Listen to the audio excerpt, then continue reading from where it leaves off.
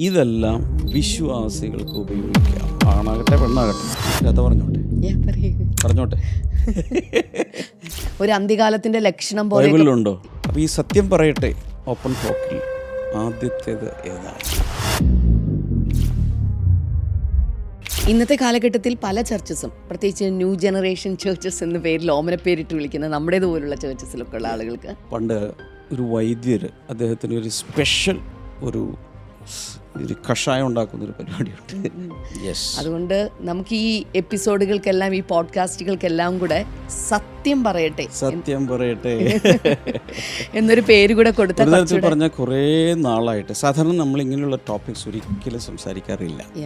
അതൊരു controversial subject ആണ് എന്ന് പറഞ്ഞിരുന്നത്. Should believers avoid ornaments? വിശ്വാസികൾ ആഭരണം വർജിക്കേണ്ടതുണ്ടോ അല്ലെങ്കിൽ ഒഴിവാക്കേണ്ടതായിട്ടുണ്ടോ എന്ന് പറയുന്നു.